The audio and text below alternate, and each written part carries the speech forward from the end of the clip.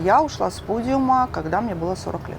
Анжелика Гурбаш да. это первый конкурс красоты. Вот отдали деньги и исчезли. Минская красавица. Прогулять за одну ночь. Нужно вставать в 6 утра. Ну и что, зато как интересно. Вижу цель, не вижу препятствий. Не страшно. Нет, это не интересно. И бизнес, и театр, и балет, и музыка. Да, мы давно мечтали уехать. Но дети, внуки вырастут, а мы стареем. Такого нет ни у кого. Прямо сейчас, неважно, где вы находитесь, в уютном кресле или по пути куда-то в автомобиле, мы перемещаемся с вами в центр Варшавы и поговорим с прекрасной женщиной, мамой 2 детей, бизнес-леди Екатериной Бамбалиной. Погнали!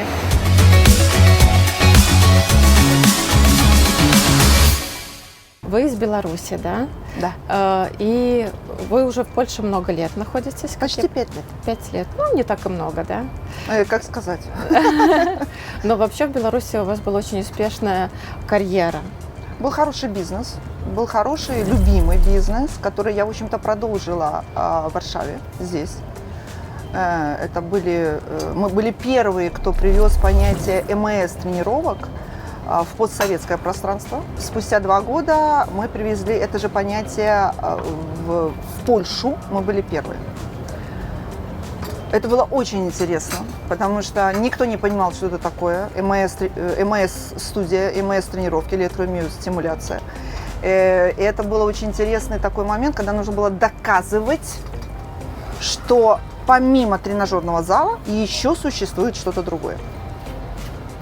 Но мы мечтали, да, мы давно мечтали уехать, потому что у нас здесь на сегодняшний день уже 13 лет живет дочь. И когда уехал сын, он поступил в высшую школу кинематографии варшавскую, стало просто скучно. Стало очень скучно, и я помню всегда, и буду помнить всегда такой момент был, 1 сентября все идут в школу, я еду на работу, и я понимаю, что у меня больше никто не пойдет в школу, что все, у меня все выросли. И вот тогда мы уже приняли решение, что мы переедем, хотя прошло еще 3 года. Но до бизнеса у вас же была очень успешная сценическая карьера. Расскажите, я видела фото с Агурбаш, с Анжеликой Гурбаш. Ну, у меня... Я видела, что вы танцевали в ансамбле. Да. Чаровница, да. Да. Еще... Это было так давно. Была Панна Это Белая так Русь. было, да. Ой, даже это вы подняли, боже мой. Да, в Чаровнице я пришла, мне было первый раз 12 лет. Красовские набирали тогда девочек. Я была очень маленькая, я стояла на боковом станке, просто наблюдала на протяжении 3 лет. И в 15 лет мне все-таки Николай Красовский сказал: Тяпочка, подойди сюда. Тяпочка, он так называл всех девочек. Да, Тяпочка, подойди-ка сюда. И вот через 3 года меня заметили, я попала в основной состав. И одно из самых ярких воспоминаний Чаровниц – это Всемирный фестиваль молодежи и студентов в Москве 1985 года. Это была фантастика. Да. Это когда ты на Вернадского в общежитии, такое общежитие, где жили абсолютно весь Советский Союз, все республики, которые принимали участие в гала-концерте в Лужниках. Вот мы жили все вместе. Ну, это, конечно, было здорово. Когда ты приходишь на дискотеку, а сегодня у тебя играют песняры, а завтра там еще кто-то, в общем-то. Вживую, да? Вживую, да, потому что мы жили все в общежитии в одном, и вечером просто это вот была там, ну тогда это называлось дискотеки, да, сегодня это ночные клубы, но это было не ночное время, потому что утром нужно было работать. А потом я ушла в театр моды к Саше Варламову. И, в общем-то, была очень хорошая карьера модели и долгая. Я ушла с подиума, когда мне было 40 лет. Вау. Да, то есть 23 года я отработала на подиуме. И потом был переход вот к бизнесу, да? Уже да. После 40. Да. И бизнес, я стала заниматься бизнесом в 45 лет. Но параллельно всему этому я же еще работала по специальности. Я закончила Педагогом. академию Да. музыки, да, и я работала в музыкальной школе. На протяжении, так, немножечко, иногда больше, иногда меньше, но я всегда работала в музыкальной школе. На каком инструменте? Фортепиано. На фортепиано. Моя дочка мечтает научиться на фортепиано. Ну, я ее научу, если нужно будет. Супер, договорились. А вот расскажите этот момент с Анжеликой Гурбаш. Вот это Анжелика фото. Гурбаш, Да. это первый конкурс красоты. Многие так язвили, как она могла там очутиться, если это... Она уже была замужем, у нее родилась ее Дашечка. Она за кулисами кормила девочку свою грудью. Но дело в том, что конкурс назывался «Минская красавица». Он не назывался «Миссис» или «Мисс» Беларуси или Минска. Он назывался «Минская красавица». Поэтому там могли принять девочки, которые уже были замужем.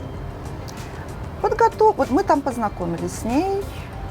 Обворожительный человек. Мы иногда переписываемся, иногда лайкаем там друг друга в Инстаграм, в Фейсбуке. Самые лучшие воспоминания с тех времен. Попала я туда совершенно случайно, как, наверное, у многих такое бывает. Это случай, это был случай. Я пришла на 3-й тур вместе со своей подружкой, которой нужно было составить компанию. Она не прошла, а я прошла. Вот так вот.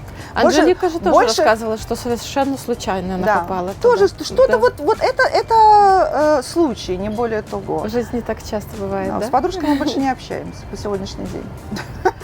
Вот так вот. Ну, значит, это не истинная дружба была. Пока мы дойдем до бизнеса, до всего. Вот вы потрясающая, красивая женщина. Спасибо.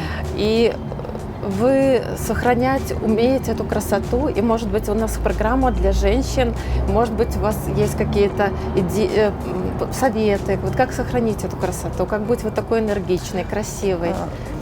Нужно быть очень дисциплинированным. Это вот первое, что должно Вставать быть. в 6 очень утра, зарядки, да. Что вы делаете? Да, несмотря на различные неурядицы, на работу, нужно быть дисциплинированным человеком. Нужно вставать в 6 утра, в 5:30, делать зарядку. Она может быть укороченная или, ну, как у меня, например, она идет 1,5 часа. И каждый день? Каждый день. И туда же входит обязательно начинать свою зарядку нужно с головы и с лица. И потом подключать все остальное тело. И это даже не нас. Я владею фитнес.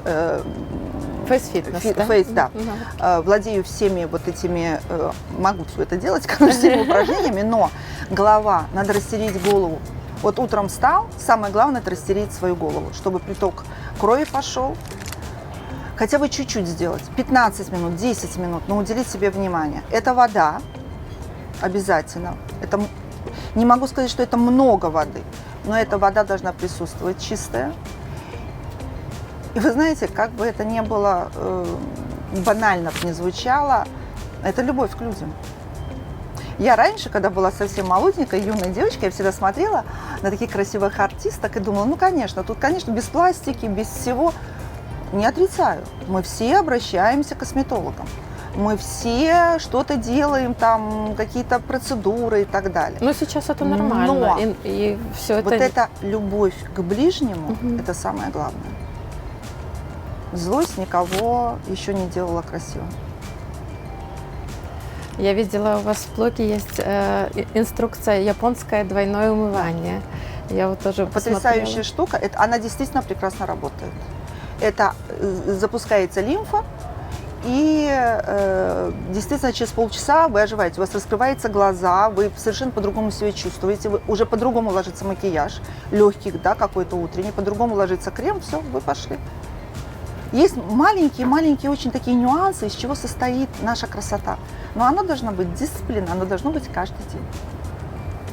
Каждый день? Каждый день. Надо быть не эгоистом.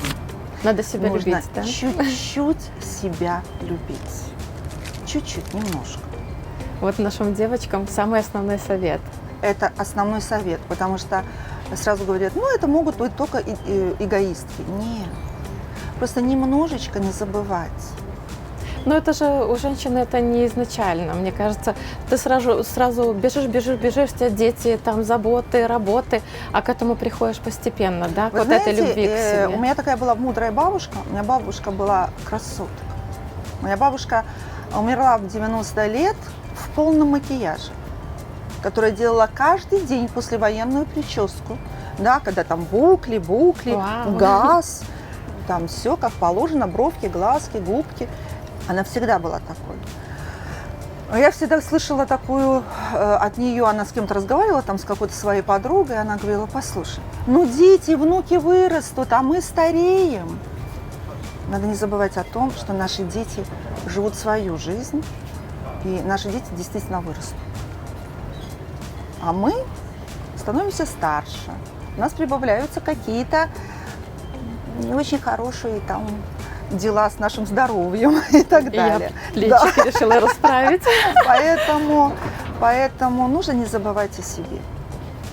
А вот еще хотелось бы и о детях поговорить. Вы мама замечательных 2 детей. У вас мальчик и девочка, взрослые и очень успешные.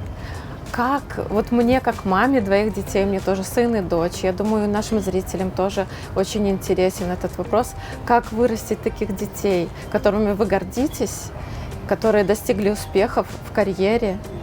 Вы знаете, детей нужно растить самостоятельными. И мой совет будет такой: как только они начинают немножко понимать, ну это 2 года, 3 года, да, мы же с детьми разговариваем. У меня дети сразу родились взрослыми. Вот с ними сразу и разговариваю. В 1 и 8 мы уже с Дашенькой сидели в оперном театре на спектакле. Это не важно, что мы были с пирожками, с чаем в термосе. Это не важно, что она то опускалась, то поднималась на сиденье. Самое главное, она слышала музыку. Ребенок практически с рождения должен слышать слово «ответственность». Я тебе куплю мороженое, но это будет твоя ответственность, если ты заболеешь. Понимаете? А мы этому не учим, нас этому не учат, и нас родители этому не учили. За любое какое-то желание, каприз, он должен нести ответственность. Вот так я воспитывала своих детей. Я считаю, что дети на сегодняшний день должны обязательно знать один дополнительный язык. Английский – это без разговора. Я солидарна, да. Я посвящала очень много времени детям, и это были музеи, выставки, филармония, театры. Если мы что-то не могли посмотреть в сентябре, в октябре, потому что потом начинался грипп, все начинали болеть, то мы это досматривали весной. Я до сих пор помню книжку Маршака. Я могу ее читать совершенно запросто. Мы столько ее читали с мужем дети. Наверное, вот именно от маленького возраста, когда ты занимаешься своим ребенком, когда ты вкладываешь в него, когда ты ему объясняешь, когда он видит, что его родителям интересно очень разные вещи, и бизнес, и театр, и балет, и музыка, и классический Шопен, и в то же время папа их тащит на AC/DC. Понимаете? И вот из всего этого получаются достаточно интересные творческие люди. Но расширяется кругозор, вот когда мы это показываем. Конечно. И самостоятельность. У меня, может быть, это будет для кого-то шоком, но у меня дети младшие, там я видела, что у него там, уже он немножко вырос там из носочков, из маечек каких-то. Я давала деньги, ему говорила, значит так, мы недалеко жили от СУМа в Минске, и я говорила, значит так, вот вам деньги, вот вам маечка. А в каком возрасте это было? Ване было, значит, получается, наверное, 4 года, значит, Даша, естественно, на 7 лет больше. Не очень хорошо с математикой. И я им давала маечку и носочки. Я говорю, придете в ЦУМ, купите на размер больше. Покажете это, купите на размер больше. Они всегда это делают. Ну, значит, Даша за ручку водила, Да, они помогала. вдвоем. Потом он уже один сам Мгм. это стал делать. Вот эти самостоятельности. Давать ребенку какое-то свое пространство. Почему нет? А по поводу образования, они, получается, среднюю школу закончили в Они Беларуси, закончили да? 64-ю школу в городе Минске. Великолепного состава педагог. Я думаю, что она на сегодняшний день славится. Это английская школа с английским языком. Одна из ведущих когда-то была. А потом Даша уехала в Варшаву. Она закончила Вельский университет на базе Лазарского университета. Потом она уехала, магистратуру закончила Полимода во Флоренции. И уже после этого она работала в Италии какое-то время. Притом не подумайте, что это так все легко. Это очень все сложно, очень сложно. Вот. И она вернулась сюда, в Варшаву, и уже самостоятельно получила еще одно высшее образование. Отучилась уже вне зависимости от нас. Здесь мы уже ей не помогали. И она создала свой бизнес с нуля. Очень многие нравится эту тему, поговорить на эту тему, что ей дали родители. Пусть они думают все, что угодно. Мы даже не подозревали, чем она занимается, потому что у меня был свой бизнес, у папы был свой бизнес, и что она там шьет, и что она там что-то подшивает, что-то она там что-то рисует с братом, я действительно была совершенно не в курсе. Но сегодня, да, через, наверное, лет 7, как она все это начала, и сегодня, да, Даша имеет свою компанию, Dash My Buttons, очень престижную. Вот, это одежда. Продается она и в очень интересных таких модных местах. Супер. Но по поводу первого образования, она поступила в Польшу. Да. Вы немножко подталкивали к этому? Нет. Как вот мотивировали, Нет. что это будет Дело в том, что в другой стране? она вдвоем... Это прекрасно. Это прекрасно, потому что человек учится, первое, распределять свои финансы. Угу. У нас не было такого, что у нее есть карточка, и там сколько я хочу, мама, у меня закончились деньги, папа, у меня закончились деньги, туда... Нет, у нее был лимит. Мы ей оплачивали учебу и оплачивали проживание. Комнату, не квартиру, а комнату, которую она делила еще с одной девочкой. И у нее был бюджет, в который она должна была вместить месяц. И я не знала, она могла это прогулять за одну ночь или там за один день. Она могла себе что-то купить, но больше денег бы она не получила. Она это знала. И мне кажется, что вот с этого уже начинается такой маленький бизнес, да, когда ты должен распределить эти деньги. Что-то рядом с экономикой, да, начинается. Вот это я применю в жизни. Да, да. И еще вот мой совет, что вот эти дети, у которых есть бюджет, и они понимают, что больше им не дадут, знаете, они такие голодные, они вперед идут, они чего-то хотят, они хотят добиться. А когда человек голодный, он добивается многого.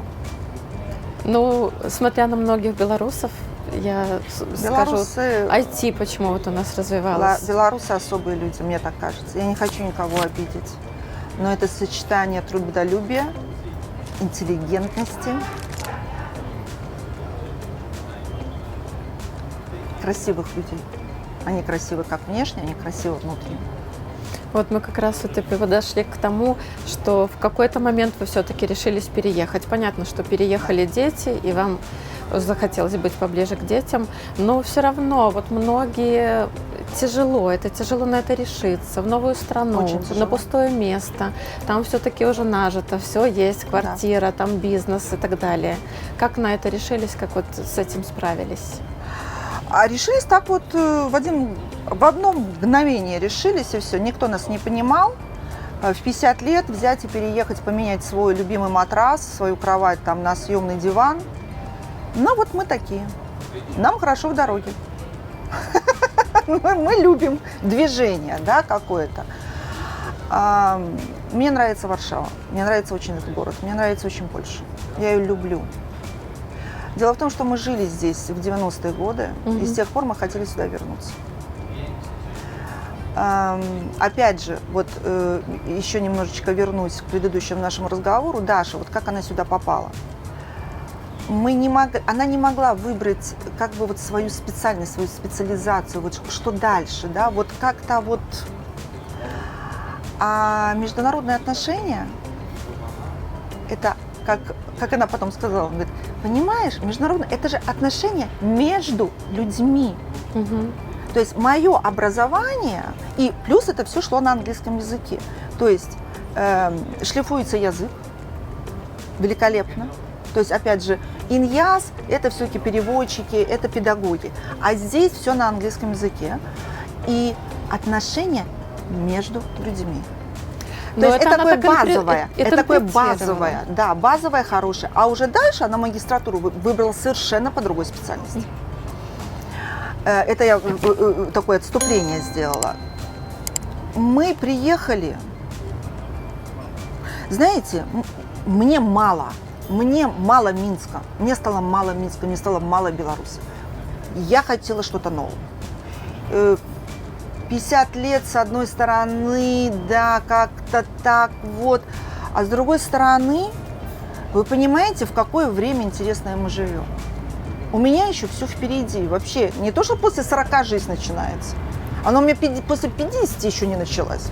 Я так подозреваю, теперь буду ждать 60. Раньше я говорила, я жду 50, может, теперь еще я понимаю какая-то 60. страна впереди. Может быть, еще какая-то страна. Я не исключаю этого совершенно. Да, сейчас очень круто то, что мы люди мира, то, что мы не зациклены, что мне вот здесь нравится, и сейчас, да. и всю жизнь. Я не привязываюсь к одному месту. Ну и что, зато как интересно. Новые люди, новые знакомства. Но когда мы сюда приехали, конечно, сложности есть, потому что еще было очень мало украинцев. Не было абсолютно обслуживания. Даже для нас, для девочек. Маникюр, педикюр, косметологи. Их не было. Их не было. И поэтому потом они постепенно стали появляться. Но это, наверное, уже через года полтора. Уже начали открываться первые салончики, появляться девочки. Когда ты не знаешь, где купить тебе нитки, например, с иголкой. Это не так просто, как кажется. И поэтому, когда потом уже приезжали какие-то знакомые, мы знакомились с нашими белорусами, я настолько открыто говорила, вам туда, там это, тут это, вот мы поедем туда, здесь мы купим это. Они говорят, Катя, это как справочное бюро, ты все знаешь. Ну, поэтому вот на сегодняшний день, учитывая, сколько здесь украинцев, белорусов сейчас, то ехать не так страшно, даже если ты не знаешь языка. Абсолютно. Язык нужно обязательно учить. Нельзя жить в стране, не зная его языка, его культуры, потому что его традиций, его праздников. Мы не можем вот так отделиться. Нет, мы не должны этого делать. В Варшаве театров больше, чем кинотеатров. Вы представляете?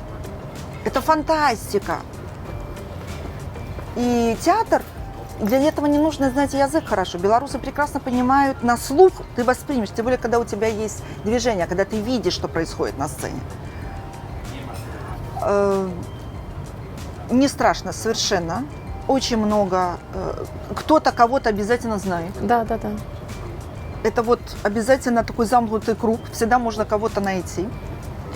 Очень много людей, которые тебе помогут.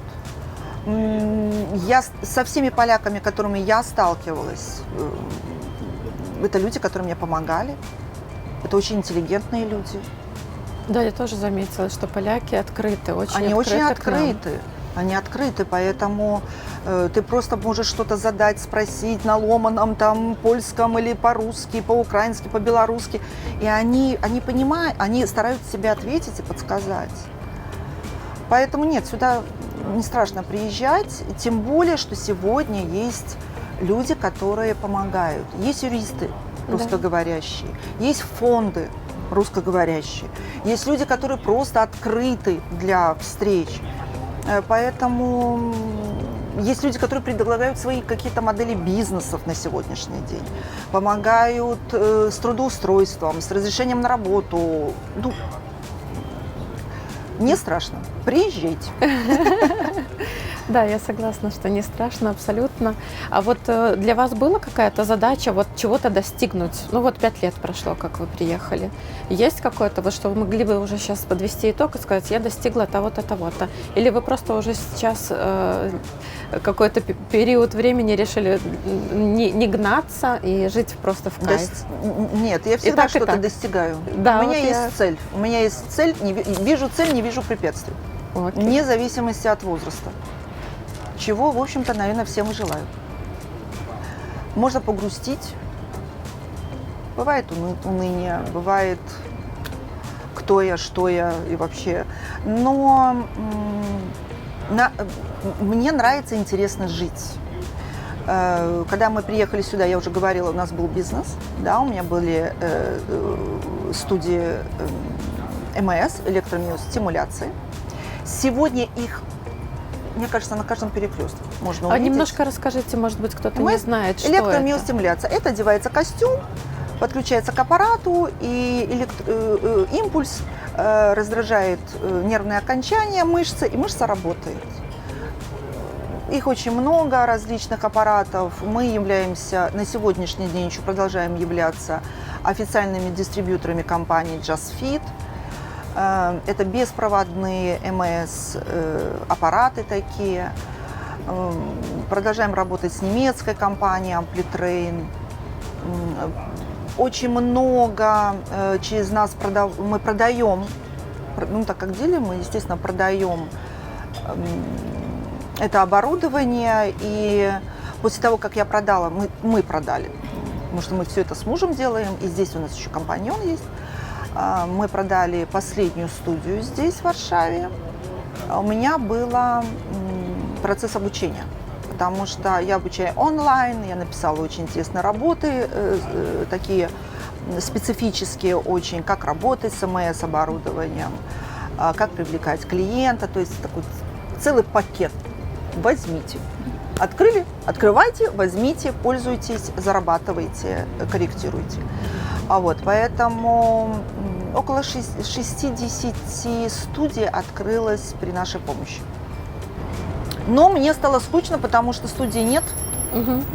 Студии-то нет, а по телефону обучение, онлайн, разговоры. Я еще летала раньше, сейчас уже до ковида я летала много на обучение, на открытие. Сейчас, естественно, это немножко все усложнилось, и мне стало скучно. И поэтому 1 февраля я открыла в Берлине студию дизайн. То есть опять я занимаюсь фигурами, опять я помогаю стать еще более красивым, чем есть человек. Что-то подкорректировать, что-то как-то, потому что для меня нет некрасивых людей. Каждый человек красив.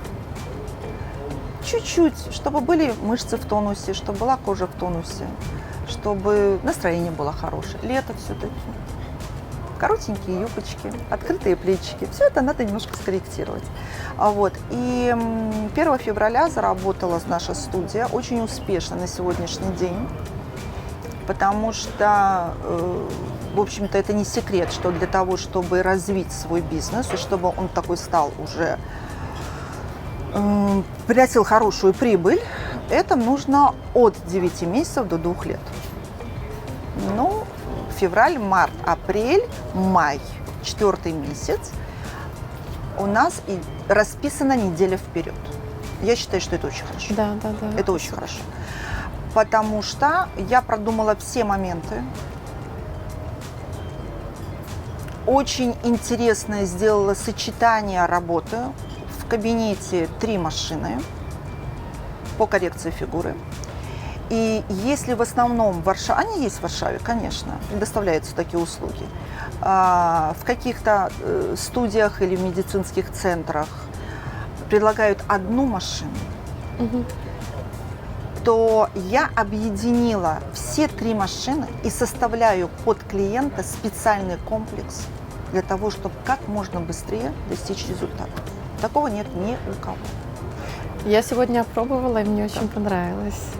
Я первый раз была на аппаратном массаже, но я не ожидала даже такого. Ну, эффект пока не виден, да, но Да. ты ощущение все-таки с массажистом можешь, да, Да, сопоставить. конечно. И глубину вот этого Да. массажа. Очень классно, мне понравилось, я советую. Коррекция действительно, потому что каждый раз, когда ты начинаешь что-то новое, ты немножко сомневаешься. Что бы тебе ни говорили, как бы тебе это ни описывали, сколько бы ты денег в это ни Ну, вложил. я реально думала, что это такое. Ну, что Да. такое аппаратный массаж? Да. Пока там человек не прощупает Мгм. все, да, каждую мышцу, но реально это очень-очень... Конечно, оно направлено на коррекцию фигуры. Мгм.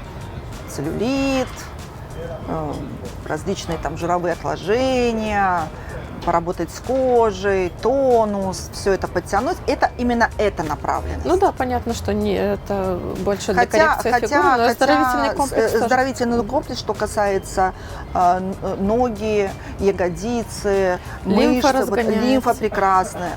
Ну, так вот каждый раз, когда ты все это начинаешь, и у меня такое волнение, когда мне начнут говорить, что да, это хорошо, да, вот я вижу успех, да, я увидела, что поменялась фигура. Вот этих первых 2-3 месяца, они были такие, я очень волновалась. Я жду вот этого хорошей реакции клиентов и результата. То есть Но я раз- всегда говорю, знаете, такой есть залог успеха, я всегда говорила, ваш результат нужен больше мне, чем вам. Потому что мне нужно, чтобы вы вышли и рассказали. А какой бы ты ни делал рекламу, самая лучшая реклама – это сарафанное радио, остается. Да. Вот. И мне, говорю, мне ваш результат. Я очень переживаю, когда вдруг кто-то пропадает, оплачивает абонемент и вдруг не ходит. Я начинаю его вызванивать, я начинаю переживать, человек потратил деньги, куда он пропал, не заболел бы, не уехал, приходите. Потому что я не хочу, чтобы вот отдали деньги и исчезли. Да, кто-то скажет, это лучший клиент. Нет, это неинтересно. Это неинтересно. Мне нужен результат, чтобы человек был доволен. Я надеюсь, вам было интересно. Подписывайтесь на канал, ставьте лайки. А в следующем выпуске мы более подробно с Екатериной поговорим о ее бизнесе в Варшаве, студии аппаратного массажа. Пока!